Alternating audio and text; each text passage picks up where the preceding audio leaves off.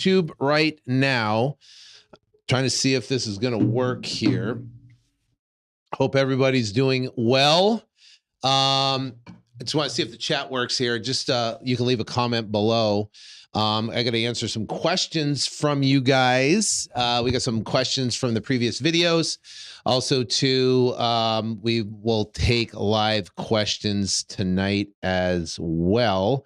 Looks like we are live. So, welcome to YouTube Live. We are going to talk everything about wholesaling houses nationwide, how to go out there and do deals in a real estate market crash, what's happening right now doing deals in a real estate market crash, what we're doing. I'll give you a market update if we want to talk about that. Talk about more. So, got a lot of cool stuff going on, and we are... looks like we're doing good. All right. So if we haven't met each other, my name's Sean Terry. I've been got started in wholesaling back in 2003. Market was completely different than it is now. And let me actually go show you. If I go into Fred, this is actually as inventory. Inventory is the #1 driver to the real estate market, the demand in the real estate market, right? You have low demand when inventory is high demand when inventory is low. So what happens is what we do is look at, I got started back in 2003 when there was roughly about 3.5 months supply of inventory. And I wholesaled all the way through this process right here back in to 2009, January 2009, where we had roughly 12.2 months, if I can figure it right there, 12.2 months supply. So 12.2 months supply, that is a lot of houses. In Phoenix, just to give an example, back when I got started, there was in 2005, there was roughly 5,000 units on the market, all the way up to 2009, where we had 12 months supply, was 50,000 units on the market. Well, that is huge. That's a massive, massive difference when it comes to that much inventory in the market. So what do you do? So that time frame right there, it took roughly, if I go up here, this took roughly about, what if I go back down here at the low, July of 2003, all the way up to 2009, almost 6 years, right, to hit this. So almost 6 years to go from July over here to January 2009. This move right here in inventory has taken about 18 months. And we went from low point here all the way up to basically being right in 2007. So there's a lot of people that say we're going to be a lot worse than 2008. I could see that actually happening based upon what's going on right now. But the bottom line is that inventory right now is spiking because interest rates are rising. Now, a couple leading indicators I'll leave you guys with. I'll go in answer some questions for some people. So a leading indicator is housing starts, right? So housing starts. So if you look at this back right here, it gave us an indicator back in January of 2006 that something was about to pivot and something happened. You see it start dropping like that. And now it dropped from the peak to the low 80% on housing starts. And then what happened was it pivoted in 2009 in May, May of 2009. Now, if we go back and look at inventory, you can see it started pivoting right here in 2005, 2006, inventory started to increase. So we have housing starts, and also we have housing permits. Housing permits back here started to drop in 2006. And this is an early indicator of what's happening in the market. So I look at this. I look at inventory. Is inventory increasing? I look at housing starts and permits issued. This was another 80% drop. So look where we are now. This is almost a 30% drop right here. And this is just what's happening currently in the marketplace. Over here, look at this. We have this dropped housing starts, housing permits. And then obviously we have inventory that has skyrocketed because of interest rates. Now, the interesting thing comes, what caused this pivot at the top of 2009 right? The January 2009. What happened with this right here when inventory was at record high, prices are at rock bottom? What caused this pivot to make this massive drop right here in inventory? And it was the Federal Reserve. The Federal Reserve was quantitative easing. They started their quantitative easing process, which means they're pumping money, and they pumped to the tune of $4 trillion into the market from 2009 to 2015. Then what happened is they started trimming their balance sheet, right? And then COVID hit, and they pumped another $4+ trillion into the marketplace. So now again, they're going to be trimming their balance sheet, pulling money out of the market. And again, that's why we're seeing inventory rise and a lot of things happening. So the bottom line is that when you have that housing starts, you have things that are basically that are, starts are increasing, decreasing. You have permits that are decreasing, inventory that increasing. It all puts stress on the market. And we as real estate wholesalers thrive in distress. There's like distress situations, right? And it's harder to do business in 2022, 20, 21, 22, actually early 2020, 2021, and the market's crazy because everybody can just put their house on the market and they can turn around and sell it. So and what happens is now it becomes difficult for us to source deals. Now, what happened in 2020, 21, 22, even the last handful of years, 2019, inventory was tight.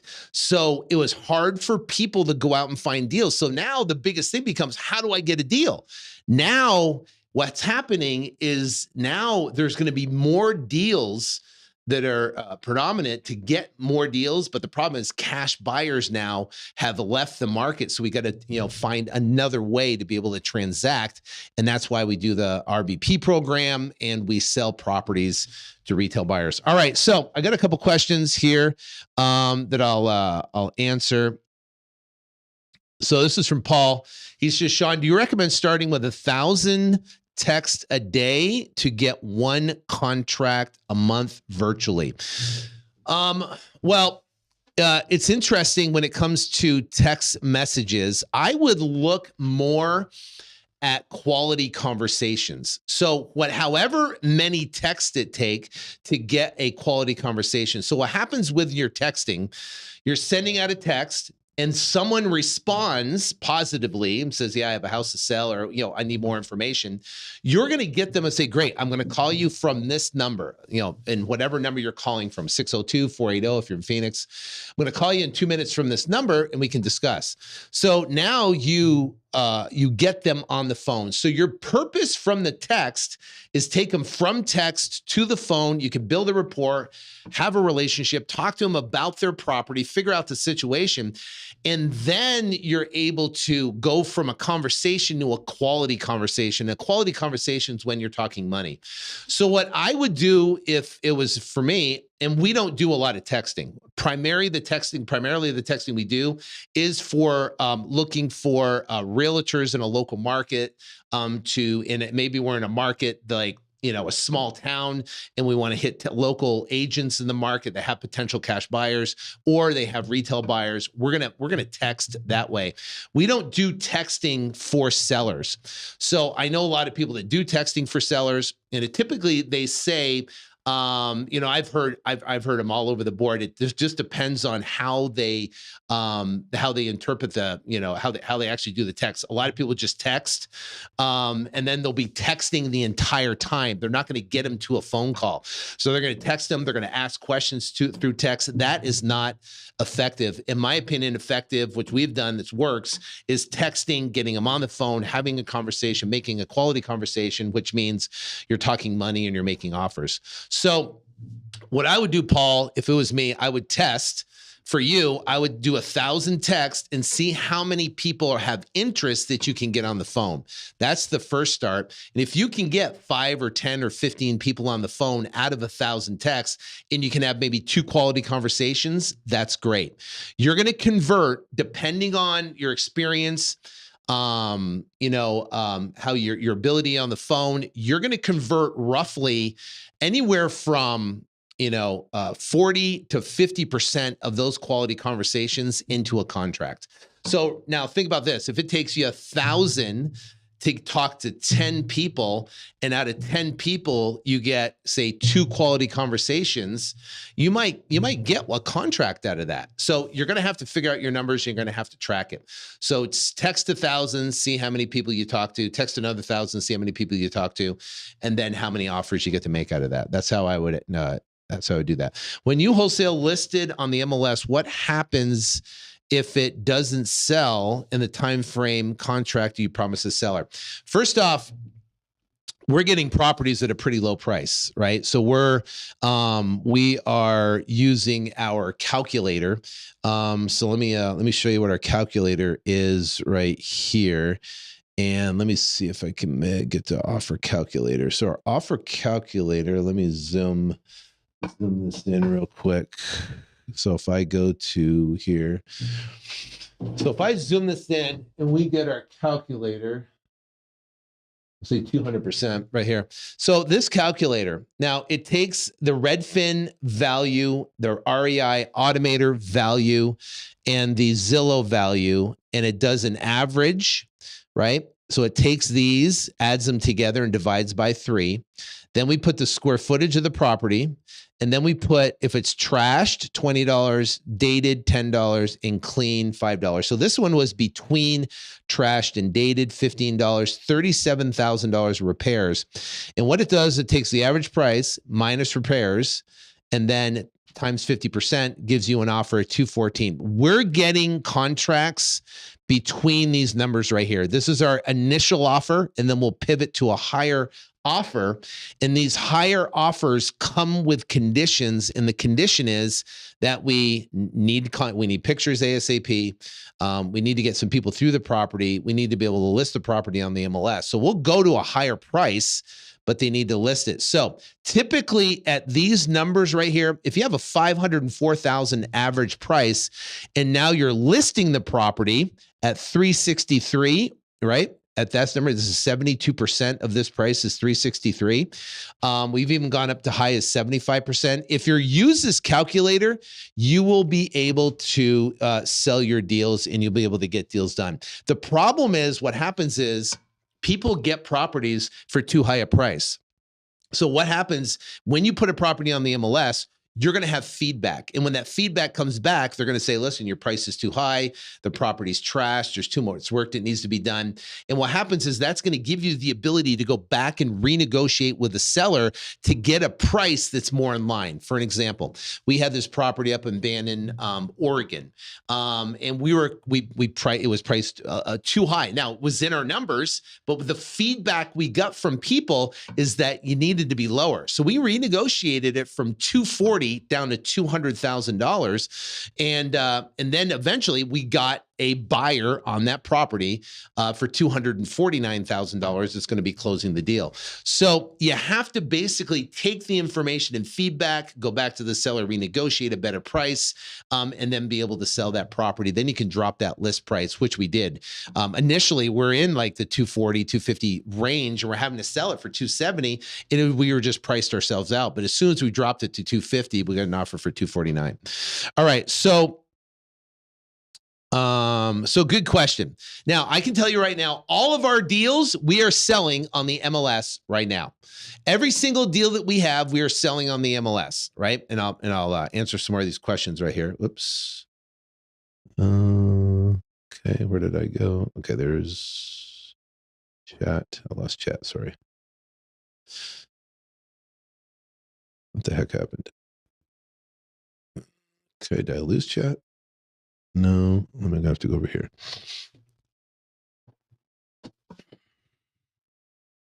All right, here we go. I have to use this. All right. So back to your MLS. So here's our procedure. Talk to a seller, get them on the phone, right? Have a conversation with them, figure out their motivation, their need to sell. And the caveat is we're looking for someone that needs to sell, not wants to sell, but needs to sell. Now, what we do is what's called a reverse objection method. And the reverse objection method is to determine motivation. There's a couple different ways. Number one, they're going to just tell you, they're going to come out and just say, hey, you're talking to them. So what's the reason for selling? And they go, oh, I inherited the property. I'm going through a divorce. I'm transferring and I need to sell my property fast. And I don't want to pay 2 mortgages. I'm in foreclosure. I inherited the property. I have a tenant in there that trashed it. I can't communicate with them. They're not paying. These are all things that happen. Now, let's say you talk to someone and they go, hey, I'm thinking about selling my property. And you say, great. Say, what's the reason you're selling? Well, I just want to move and I'm looking to try to get the highest price possible. If someone tells us that, the reverse objection method is to push them away to expose motivation. So how do you do that? Well, you talk to the seller and say, listen, you know what? Our best clients and customers are people that really need to sell or they have a problem property. And that's where we serve our clients best. Now, if you're just looking for the highest price, I highly suggest you list your property on the MLS. Make sure you get it all cleaned up. Make sure you get the carpets clean. Make sure you declutter the property. Really get some good pictures of it and just get it ready so you can show the property. And that's your best bet to list it, or your best bet maybe even to hang on to it, because now is really not a good time to sell your property, or you could potentially turn it into a rental. But if you want to turn around and maximize your property, your best bet is to have an agent, that you're working with, and then list it with that agent, but you're going to clean up all the property and handle. Now, we're telling people that here, this is your best bet. And what I tell my team is, I'm like, listen, is that if you were talking to your grandmother, your brother, your uncle, someone that had a property and came to you and said, I got this deal, I just inherited it, what should I do? You would tell them, listen, if you don't need to sell right now, your best bet is probably listed on the MLS. You're going to get a higher price than going through us. So what happens is we push them away to expose motivation. Now, more times than not, when you do that, they're going to go, I don't want to list the property. I don't want to clean it up. I don't want to have to deal with it. I don't want to deal with, decluttering. I just don't want to deal with all that. Okay, great. That option's gone. And they say, what about hanging on to it as a rental? I don't want to deal with rentals. That option's gone. What about just selling it at a different time because now is not the time to sell properties? No, I need to sell it. I just want to get it done. I want to get this property sold. Now, you eliminated all the options. Now you are the best option. Well, you say, Mr. Seller, obviously, we're an investment firm. We need to, buy properties at a discount so we can make a profit. So if you're okay with us making a profit off your property, then we can continue forward. If not, then we can put on the brakes. Now, what happened is you already identified that they, on all those options, they don't want those options. And now you're letting them know up front exactly what your mission is to make a profit. You're a company, an investment firm to make a profit. Now, when you do that, right, now we'll go in and make the offer right here. With this, we'll make the offer right around this area, right? This low number of 214,000 and say, listen, for us to pull the trigger, we're going to be at 214,000, right? And they're going to freak out. They're going to go, oh my gosh, $214,000. There's no way I can do $214,000. Now, some will say, okay, if you guys can get it done, we'll do $214,000, right? There's some, like 1 in 20 is going to say that. Then they say no, then you pivot from the low number to these mid numbers here, and you pivot, and that pivot comes with conditions. And the conditions are this: condition number 1, we're going to pivot to a higher price. I have an approval to get at a higher price, but these higher prices come with conditions. If you're okay with the conditions, Mr. Seller, we can move forward. If you're not, that's fine. We can put on the brakes and we can figure out, different options. Can you get us pictures within the next, 24, 48 hours? Yes. Are you comfortable with us making a profit on the property? As of signing the contract right now, we don't know how we're going to make a profit. It could be either via, fix and flip. It could be, I could buy and hold it, I could lease it, I could rent it, I could JV with it on a local market and do a fix and flip or something local. I could list it on the MLS and sell it retail to a retail buyer. And I can tell you, Mr. Seller, that is most of the time what we're doing in the current real estate market environment that's happening. It's a declining market right now. So if you're comfortable with us making a profit and you don't really care how we make a profit, and then we can move forward and we can do, the next step. And they agree to it and they say, great. Well, part of us listing the property is we have an attorney in fact, and that attorney in fact is where they sign, giving us the ability to list their property. And we tell them, we're going to list the property. The property is going to be for a higher price. You're going to see a higher price listed. And again, if you're okay with that and you're fine with us handling everything, then we can move forward. If not, just let me know and we can pass. Now, that's the reverse objection method. And when you do that, it literally exposes motivation. If they're not motivated, it pushes them in the right direction, which is good. But what happens is you'll have more motivated people come to you and you'll be able to really determine that you are the best option. All right, so next question. Let me go back to YouTube here. Okay, so we've got, my business is taking a hit and I'm working on getting back on track. I'm in Texas. How are you getting your, how are you guys? So Santiago, MAO. Either it's been a long day. I've been up since 5:30. And what is MAO? And you're probably going to tell me, Santiago, and I'm going to go, oh man, what am I thinking? I've been doing this for 20 years. I don't know what MAO is. Max allowable offer. Okay. Right. So how are you getting your max allowable offer in Dallas and like the Dallas-Fort Worth area? So again, what we're doing is we're taking the estimated values of this and we're using this calculator. That's exactly how we're doing it. So Redfin will give us an estimated value. REI Automator give an estimated value, and Zillow will give us an estimated value on the properties. And what happens is when you do that, you'll be able to make your offers. So we're using that calculator, and that calculator works really, really well. Can I use transactional funding to target retail buyers for my properties? No. So good question, George. We do not use transactional funding. So essentially what happens is transactional funding is you have a contract with a seller, right? You close on it with transactional funding. Now you own it, for a minute or two. You have your buyer then. Now the buyer buys the property with their conventional FHA loan and then closes on that particular property. So we don't do that because when the underwriters, for Fannie, Freddie, and our conventional FHA, VA, they're going to underwrite the property and they want to see the actual owner of record sell directly to the buyer. And what happens is you're nowhere in between, and they're not going to be able to underwrite that loan so they can close and fund on it on the closing day that you're supposed to close, right? Because what happens is you're going to be the seller and they're going to go, who are you? So what we do to overcome that is we use what's called a notice of interest. And we have an attorney in fact. So an attorney in fact essentially gives us the right and the ability to list the property on the MLS and sign offers that come in. And we sign the offers that come in on behalf of the seller. And then they underwrite the property, and the seller is still owner of record.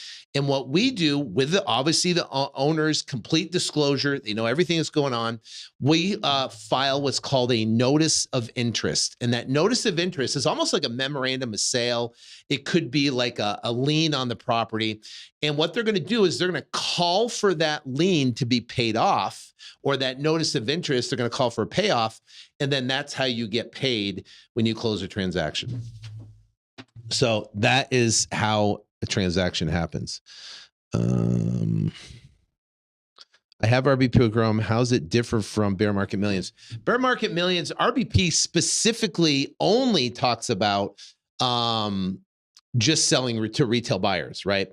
RBP talks about basically how to do business in a real estate recession, meaning how to make offers, how to get properties under contract, all the scripts that we use, the comp calculator, and how to figure out sales. We have actually live recorded calls of us closing deals over the phone from my team that you could listen to. Also, too, we have what's called the quote "get rich quick" program in there, where we talk about timing the market perfectly. Imagine this, and this is what you in bear market. I'll show you real quick. Is that right here? Is that imagine knowing when the market pivots and you buy houses here, right? This is the height of inventory. Houses are at their lowest point of value. And now you bought 10 houses using the method that we're talking about. And then what happens is now you sell them down here. For an example, in Phoenix, houses that were 200,000 went down to 20 to 30,000. Let's say you bought 10 houses, right? 300 grand. These houses went back up to $300,000 right down here. So you turned 300,000 right now. And the way we do it, you're not buying them for $300,000. You're taking over existing loans. You're then lease optioning the properties. You're getting cash flow on the properties.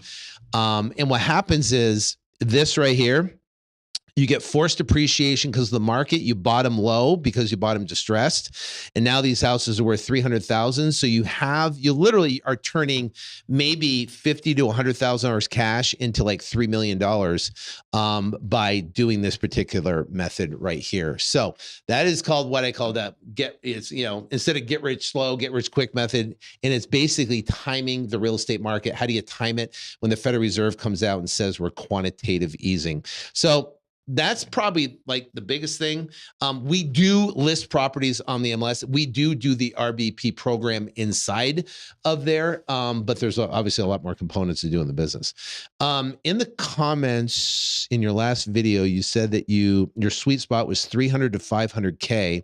I have hard time finding buyers for properties over 150K. Are you selling higher priced homes on the MLS to retail buyers? Yes. Again, Calvin, great question. Appreciate the comment. All of our deals are selling via the MLS. All of our deals are selling via the MLS. And I can tell you that is the way to basically sell deals, because you're able to close transactions and get them sold. I'm gonna put my glasses on and so let me look at this property right here. So this is RED. I'm gonna go to redfin.com.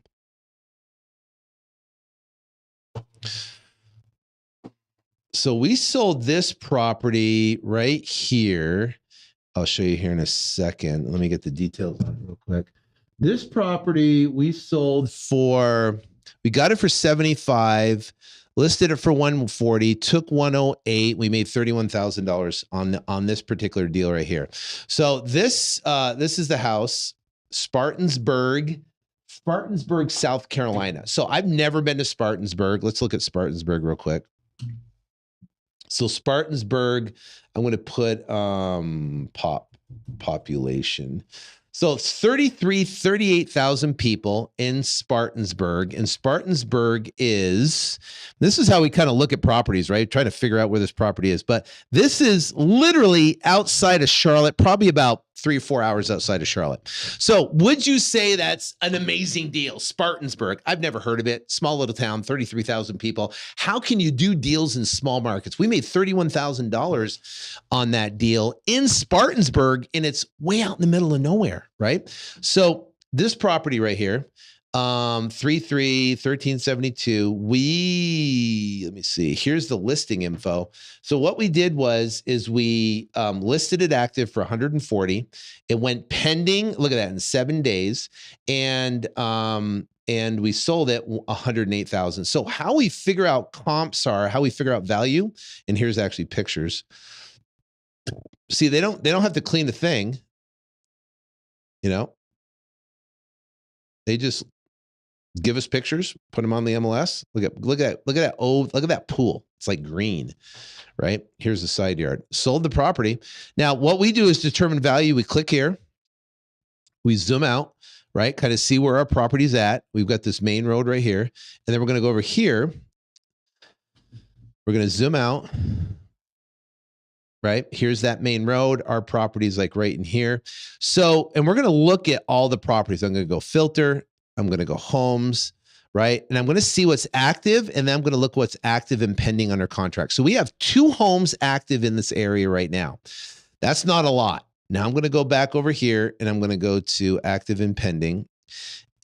And we do a lot of our pricing off active and pending. Now there's nothing. So I'm going to zoom out right here. There's 1 property active in, well, we got this property down here, 225, 1 over here, and 1 over here. So it's hard. Here's 185, 1,200 square feet. Look at, we sold our property for 108,000, and it's a better deal, right? I mean, look at it. It's a better deal, 1,300 square feet, and this one's 185 over here, and we're over in this area. So we look at this, right? And we're looking at this right here, and we're trying to determine value. We sort it by lowest to high, low to high, and we've got these. This is the lowest price property. We got this mobile home here for 144. So now, so I like to look at active and pending to see the activity in the market. Not a lot of activity in the market here. I'd like to have at least 10 homes or so active between pending and sold, which we do here. It's right on the edge. But now I'm going to go to filter, and I want to see how many properties sold in the last 30 days.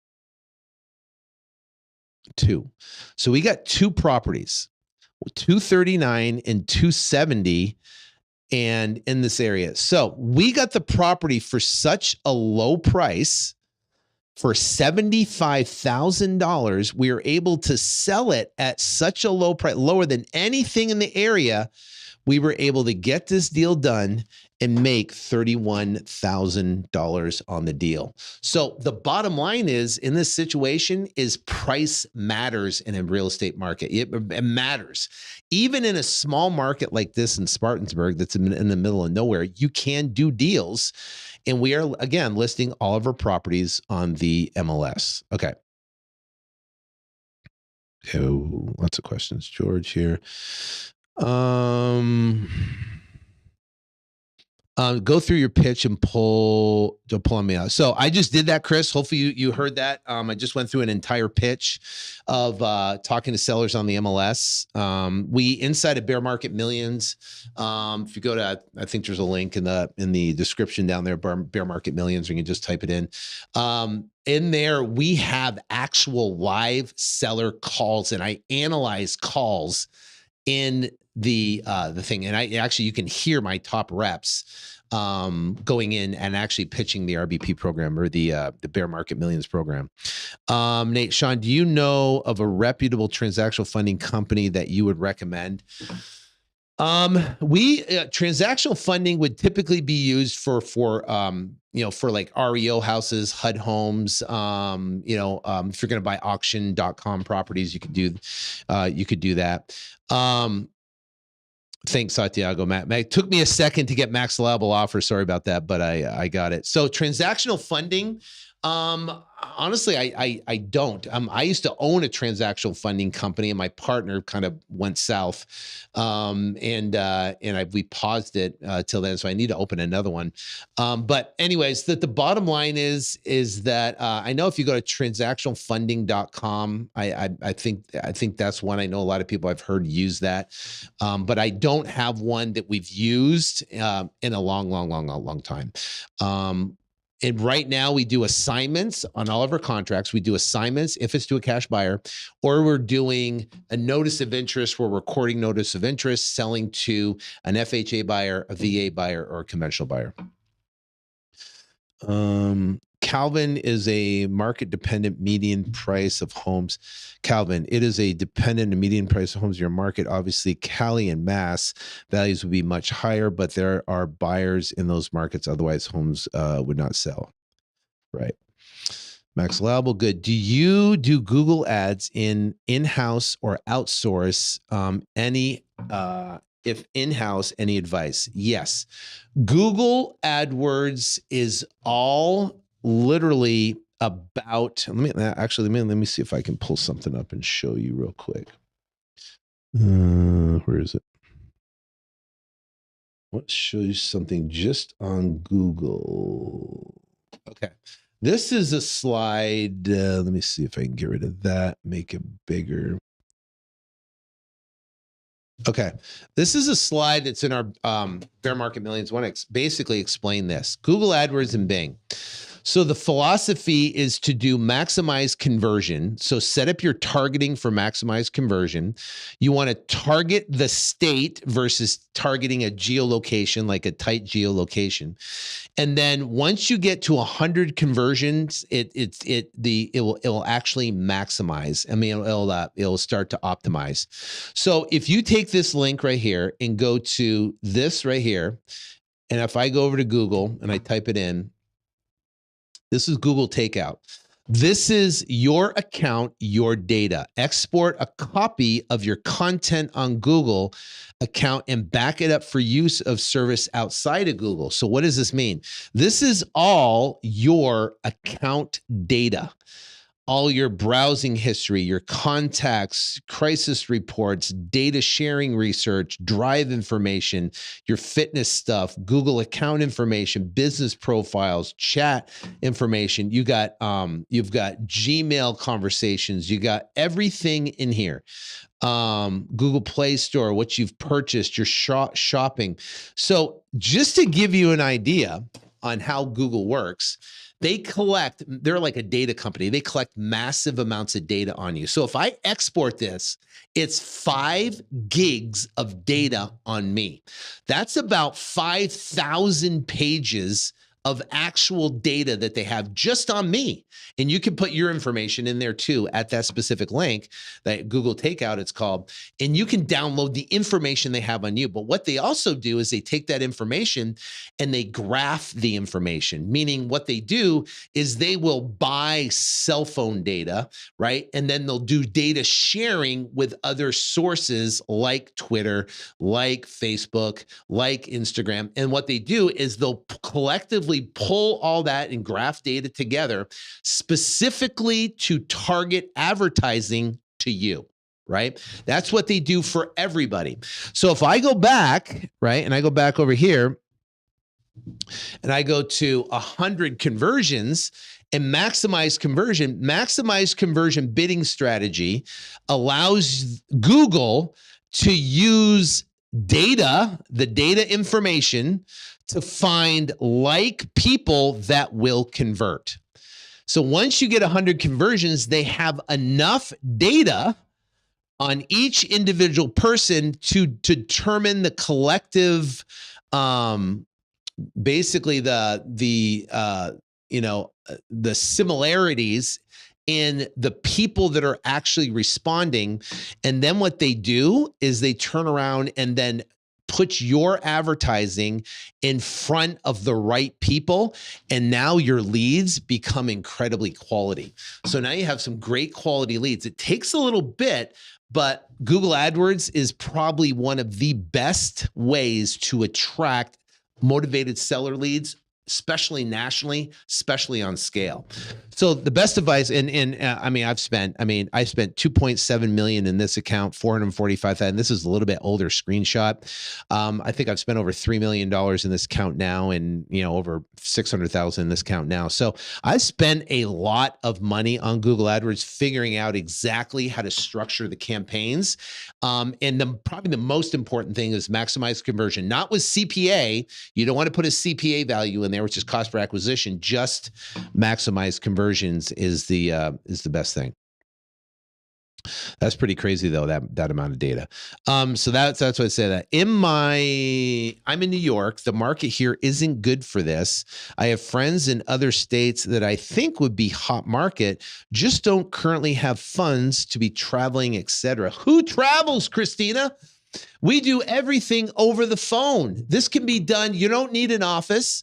You can do this. I mean, let's put it this way. I got one of our mastermind members. He's up in Oregon, Bend, Oregon, small little town. He does deals all across the country. He just got a deal in Pasadena, California. Seller hasn't been in the house for I don't know how many years. The house is trashed. He started doing renovation on it years ago and then quit because ran out of money. Now he wants to dump the house for about $1 million, $1.1 million, and it's worth almost $2 million, $2.2 million fixed up. It's $100,000 to $200,000 deal he'll make profit on, and he's a solopreneur. Google AdWords, ran a call, talked to the seller. Seller's motivated, getting under contract, selling it. He'll make a couple $100,000 on this deal. I'll give you another story. I got a guy named Charles that we work with out of Southern California. Charles was reluctant about Google AdWords, and I said, just do it. Trust me. Google AdWords, he spent about almost $2,500, maybe $3,000.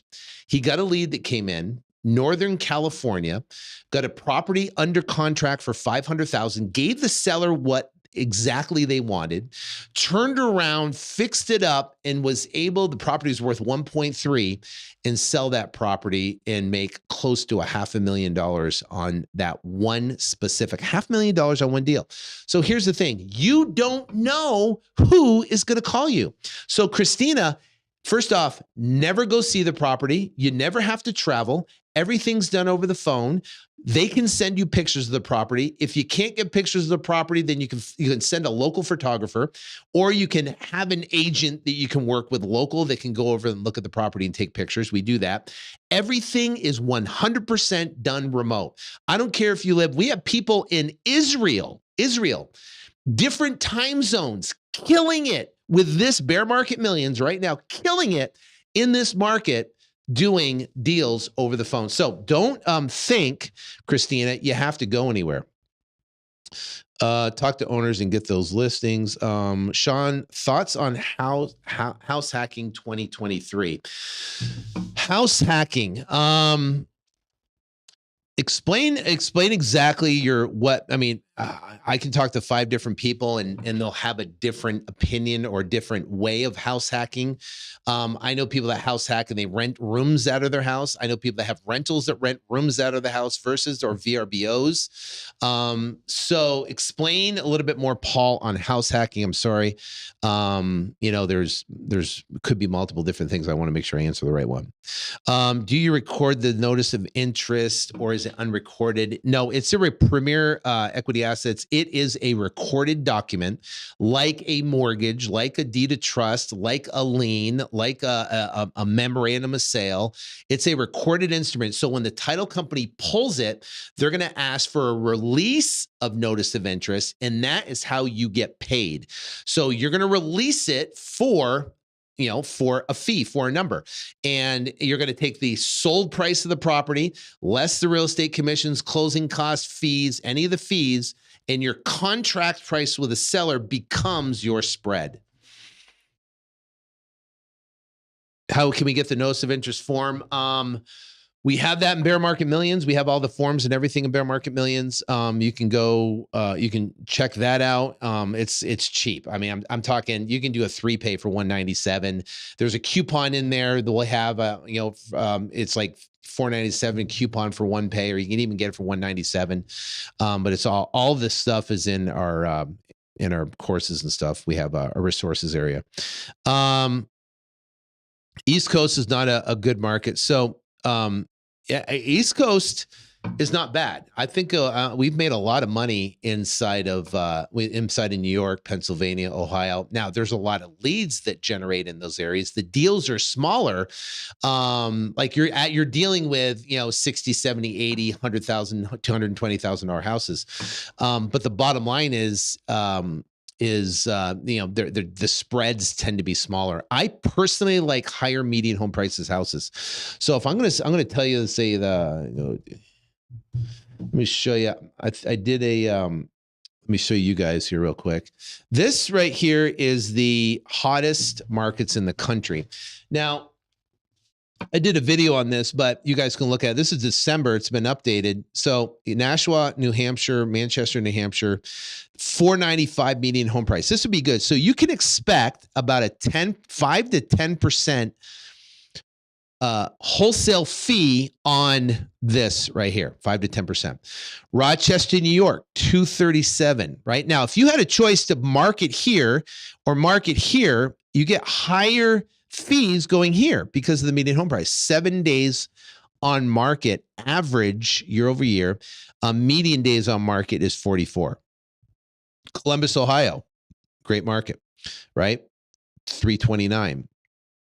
Springfield, like if you go down here, 275, 240, 440. I like that one. Worcester, Mass, 469. Like that one. Look at that. We did a deal in Warwick, Pennsylvania, Rhode Island, and it's great. These markets right here, Providence, Warwick, Massachusetts, these areas, there is no real estate recession. People are crushing. Look at this, 162. Why would you want to be here in Springfield, Illinois, when you can be here in Warwick, Rhode Island? Now, you can go to, let's say if I wanted to pull a list. Let me see. I'm going to, all right. And I'm going to go to, this is reiautomator.com. I think it's, it might be .com, but you can, this is where we pull all our lists, get all of our data and stuff like that. So you got Warwick, you got Springfield. Now I wouldn't want to be here. Akron, Ohio, pass, 179. You got Milwaukee, 375, 190. So I'm looking for higher median home price properties. This thing takes forever. My internet's slow. Come on. So I'll let this start, and then we'll bring it back. Oh, here it goes. Here we go. All right. So I'm going to put. Take this. I'm going to put Warwick, Rhode Island. This little place right here is crushing. What's it? And now what's great about it? Let's say if I take this property right here, I can go in, there's my value that I'm going to put in my calculator. Here's my calculator. I'm going to put my REI estimated value right there. It tells you when the property was built, 1925, square foot of the property, who owns the property, Supreme Enterprise owns it, MLS details right here, comparable properties, tax information, gives you all sorts of stuff, right? So now if I'm going to pull a list, I'm going to pull a good list in this area. What if I wanted to go through and I want to pull pre-foreclosures? There's 21 in this area right here. That's a pretty small list, but this would be a great list to turn around and text.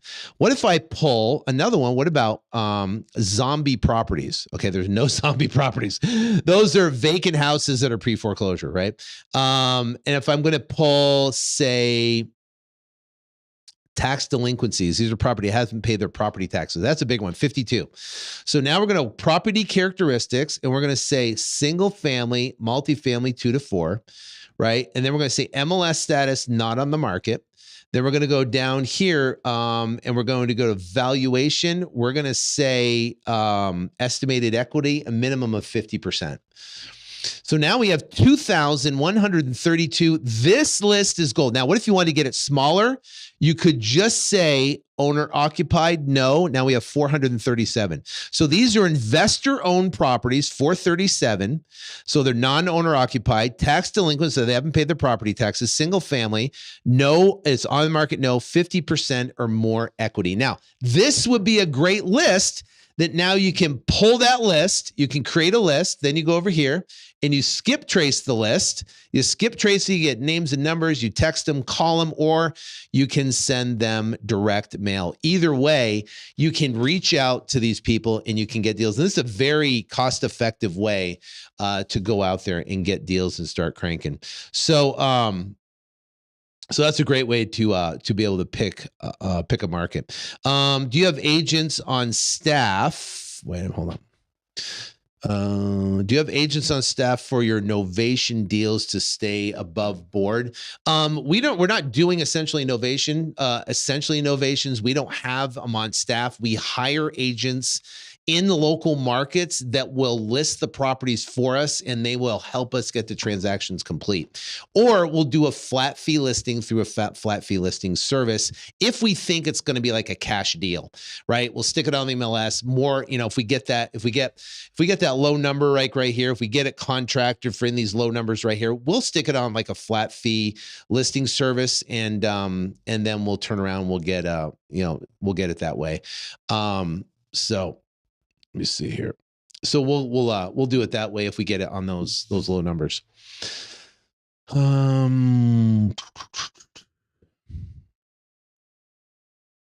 Boom.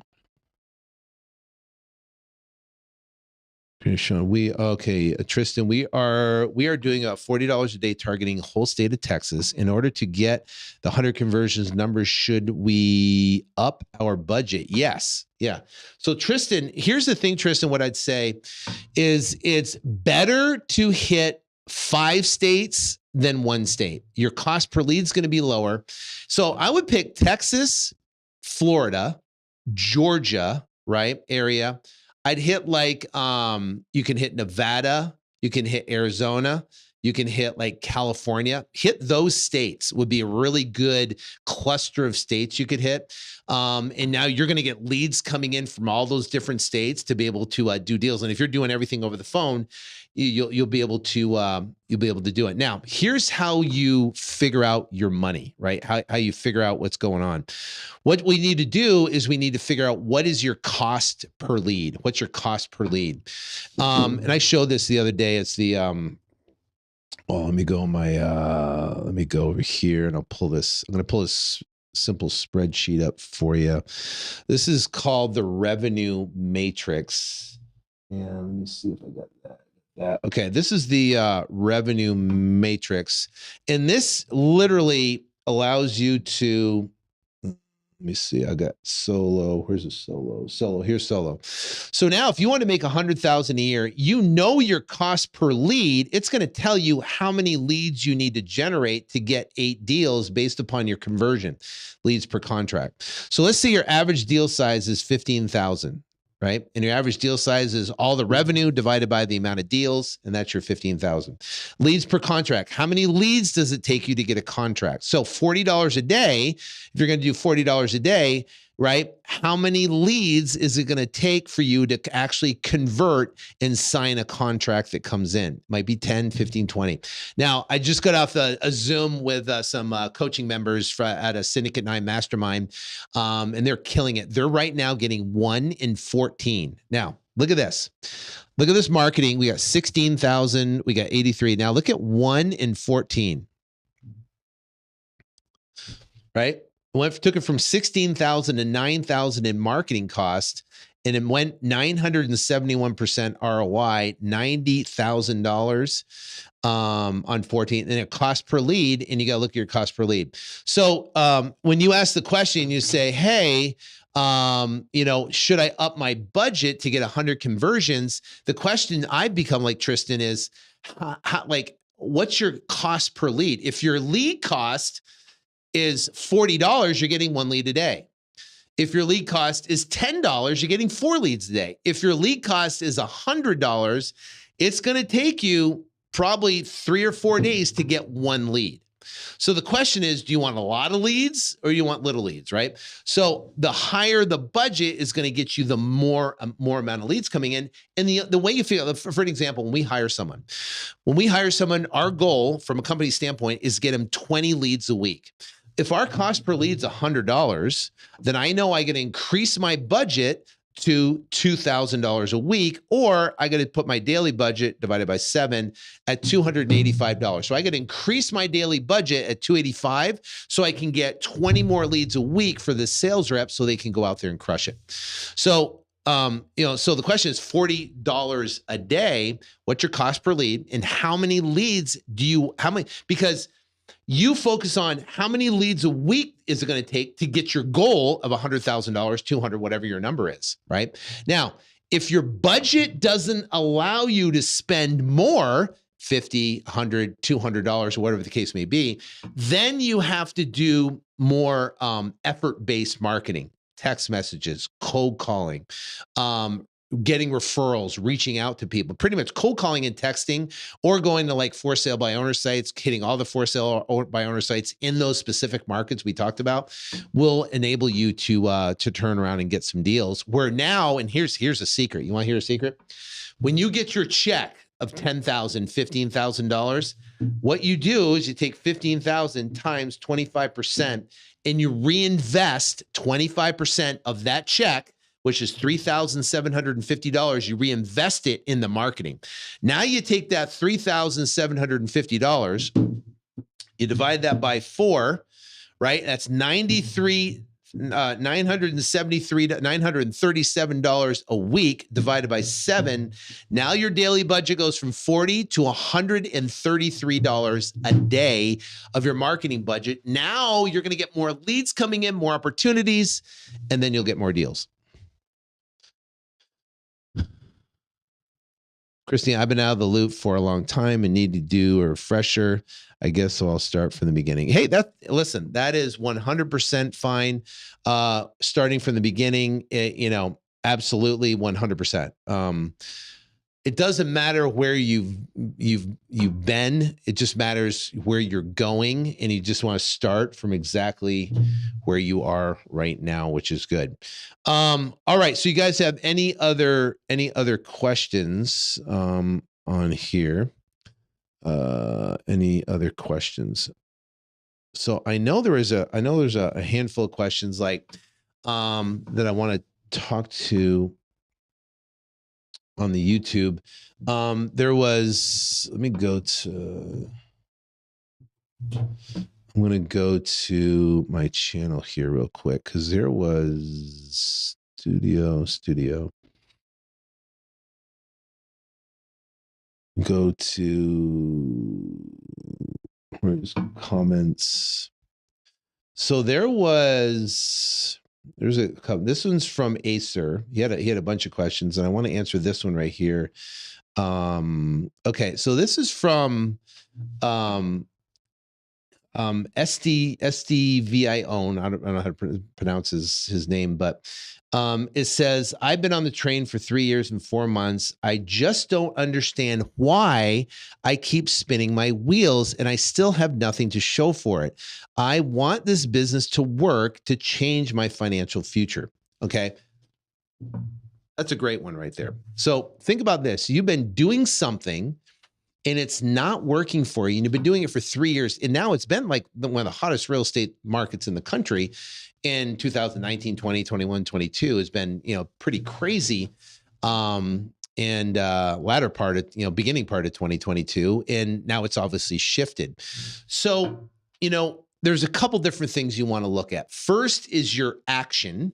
Like, what are you doing on a daily basis that's moving you toward your goal? And then is you. Because you got you, what you bring to the table, you personally, and then you have action that's being taken. Because here's the thing. This business is like golf, okay? You give me a set of clubs, and I have a driver, I have a 4-iron, I have a pitching wedge, I have a sand wedge. You give me a set of clubs, I will not be able to play golf like Tiger Woods or Phil Mickelson or Jordan Spieth. I'll not be able to play golf, and I can't shoot in the 60s and 70s. Even if I've been doing it for 3 years and 4 months, I'm not going to shoot in the 60s. I'm not going to shoot it. And it's not because of talent. It's because the time and energy I'm actually using the clubs and working with the clubs. I might be doing it completely wrong, but it's also my mental game I'm bringing to it. Plus, my actual effort that I'm doing with the clubs of what is going to get me a result. So now you got to look at the effort and energy you're putting into the clubs or into the business, and then yourself, your mental game that you're bringing to the table. So those actions, what actions do you have to do? Every single day we have to focus on, and you got to ask yourself the question, what do I have to do right now that's going to make me money in the business? When you're a business owner, that's the overarching question. What do I got to do today to make me money? What do I got to do right now to make me something? What do I got to do right now to make money? What's going to make me money right now? That's the question. What's going to make me money right now? Now, we ask that question. And now if you don't have a check, you don't have a deal, you don't have any opportunities, well, guess what? We have to market to get opportunities. How do we market? We could just do exactly what I showed you. We could pull a list. We could skip trace the list. We could get on the phone. We could call and we could text. That's an action that's going to help us get money. Because guess what? I can't get a contract. I can't close a contract and get revenue unless I get a contract. I can't get a contract unless I talk to someone. I can't talk to someone unless I generate a lead. And I got to generate a lead so I can talk to someone so I can make an offer, get a contract so I can close and make revenue. So you just reverse engineer it. So now if you don't have leads, you got to do what it's going to take to get leads. You could do what we talked about. You could pull a list. You could talk to for sale by owners. You could ask for referrals from friends, relatives, social media, whatever. But the bottom line is you got to get leads to talk to people, and that's going to make you money today. What's going to make me money today? Now, when you have leads and you have leads sitting there, whatever, you got to talk to the leads and make offers. If you don't make offers, you'll never get a contract. You know, Michael Jordan says, for every shot you don't, it's like, for every shot you don't take, you'll miss or whatever. Something like that. It's meaning like, take the shot. If you don't take the shot, you're not going to be able to score. So take the shot, make the offer. Even if you don't know how, even if you're scared, even if you don't know the numbers, even if the price might be too high, make the shot, make the offer. So if you don't have leads, you got to get leads. If you have leads, talk to the leads, make offers so you can get contracts signed. If you have a contract signed and your question is, what do I got to do to make money today? Well, then you got to turn around and sell that and find a buyer, right? Do I list it on the MLS? Do I sell it to a wholesale buyer and sell it wholesale? The pricing will kind of determine that. And then guess what? What if you don't know what to do? What if I go, I need to get leads, but I don't know what to do, right? That's why you can go back and you can watch. I mean, I got countless amount of videos. You can get a course that will talk about exactly how to go through everything that you can turn around and learn how to go out and do it. I mean, I do coaching calls once a month. We get on with all the members, talk about the business, what's going on, answer questions. And it's amazing because I get to keep my pulse on the business. And listen, teaching is a hobby. Real estate is my deal. That's where I focus all my energy. That's where I make the majority of my money coming in is through real estate, and teaching is just a hobby and a byproduct that I love to do. So that's number one, actions you take every single day. And the question becomes, what's going to make me money today? What's going to make me money today? What's going to make me money today?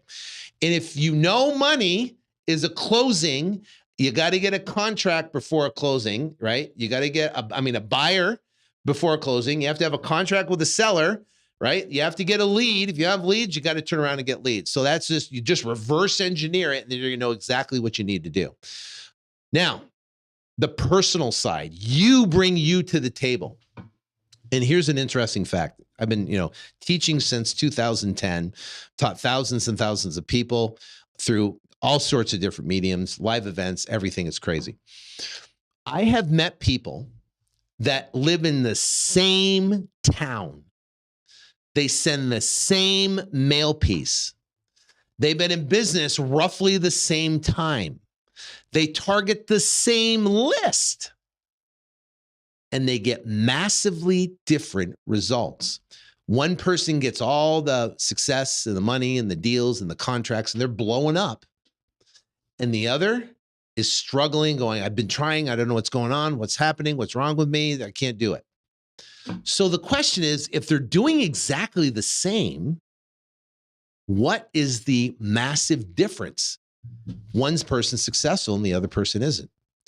And that is them, right? What are they doing in their personal life? Are they waking up early? Are they meditating? Right? Are they, depending if you're Christian or not Christian, or what do you believe or not, are you connecting with source, right? Are you dialing in and getting tuned in, tapped in to, your higher being? I'll just give an example. Me, I wake up at 5:30 and I have about a half hour to 45 minutes and I read my Jesus Calling. I watch something motivational on the Motivate app, and say my prayers, and I have a specific morning ritual.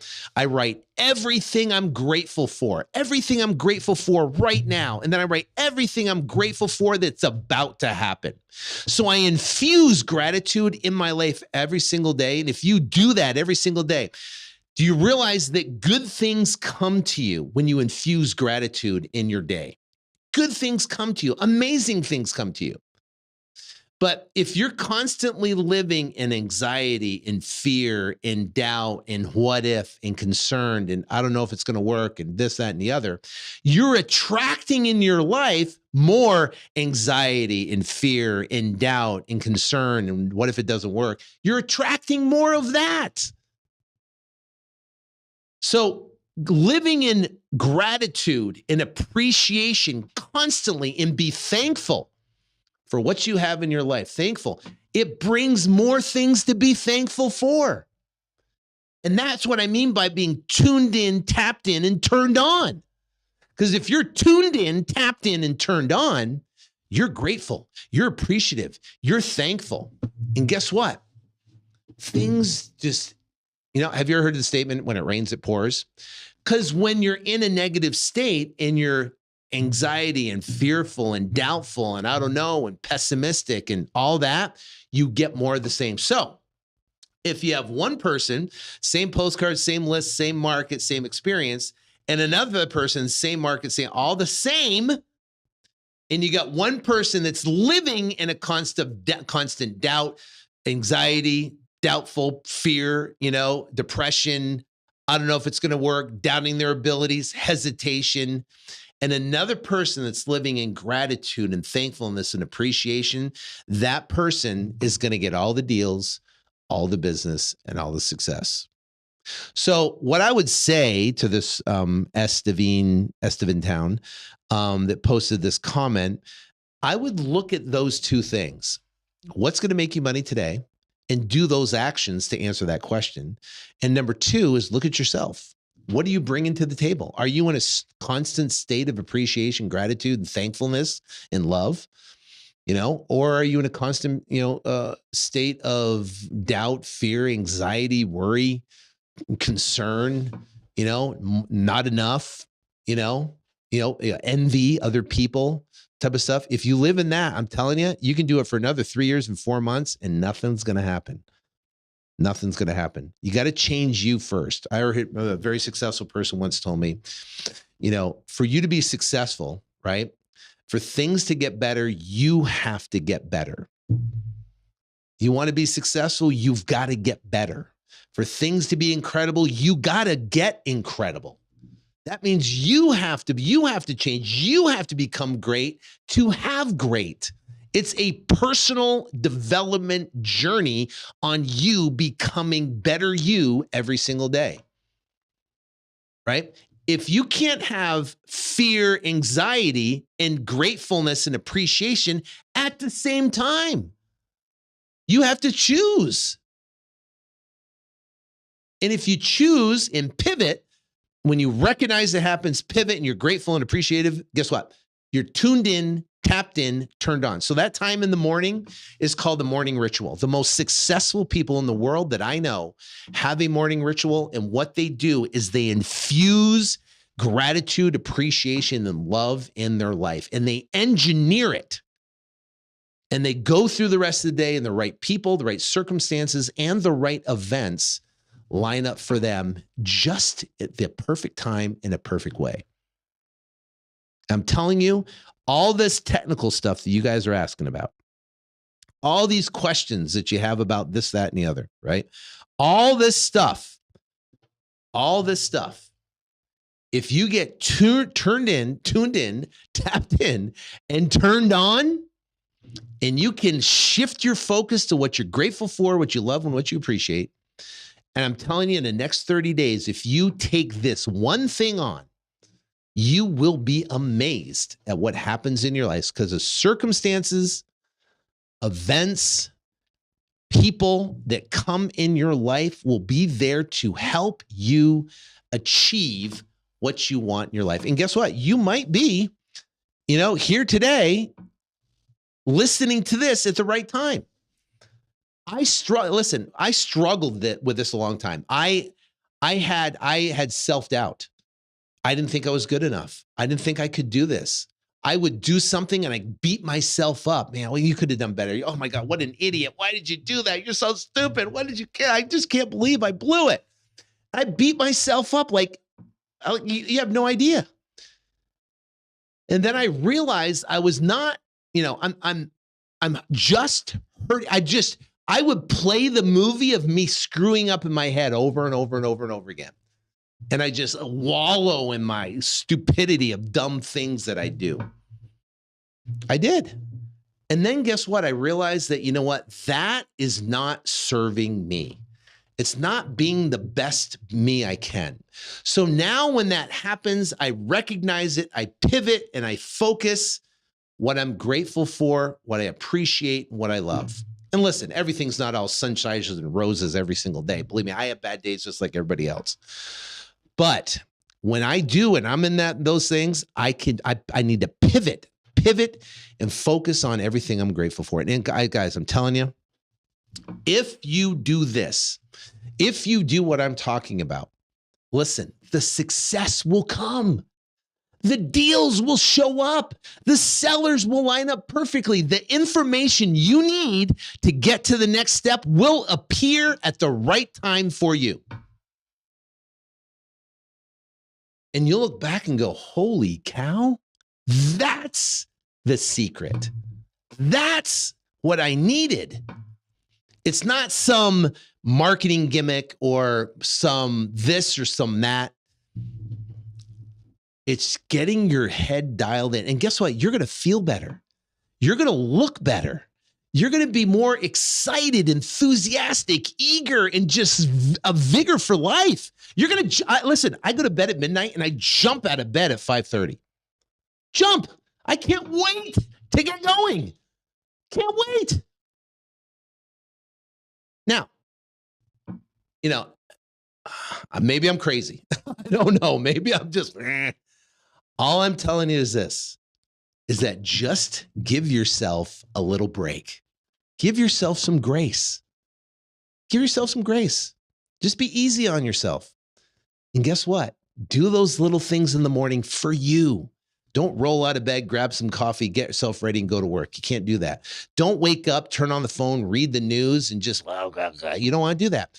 Take a moment of time for yourself. Get yourself motivated. Get yourself excited.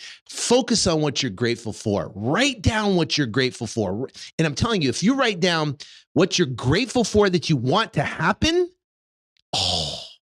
that's called supercharging your success. Supercharging it. This is Chrissy. I need an example contract and buyers because I know I can get the listing of the properties. Yeah. Literally in all of our, we're putting together a resource page. We had one a while back, a resource page, all updated with like our new, like calculators, some contract stuff on there just to help you guys. So just make sure you subscribe to the channel. We're going to be coming out with more videos. We'll give you either a link or we'll give you like a free membership. And then inside that membership, we'll have a bunch of resources. You guys can download some stuff and help with that. So I was just thinking how I agreed with you, Christina. Yeah. So we'll, Jay and Christina, we'll provide something to help you out with that, to help you guys get up and going. So, all right, I'm gonna shut it down. My wife's texting, go grab dinner. But you guys have been great, and I just want to leave you with this: is that you can do this. You have what it takes. You have the ability. There's not something special about me. There's really nothing special about me. And there's difference between you. I don't have a talent more than you. We are essentially the same. The only difference between you and I is that I have been doing it a little bit longer, right? If you have been doing it as long as I have, you'd be successful too. And I think the bottom line is that just give yourself a break and take massive action and you'll get the results. But you can do this. You have what it takes. You have what it takes inside you to make this happen. And there's nobody that can say you can't. I've seen some incredible people from all walks of life change their lives completely because of this business. And it's an incredible business. So hope you guys have a phenomenal energy, and you guys are awesome. Thank you so much for being here, and stay tuned because we'll do some more lives. I like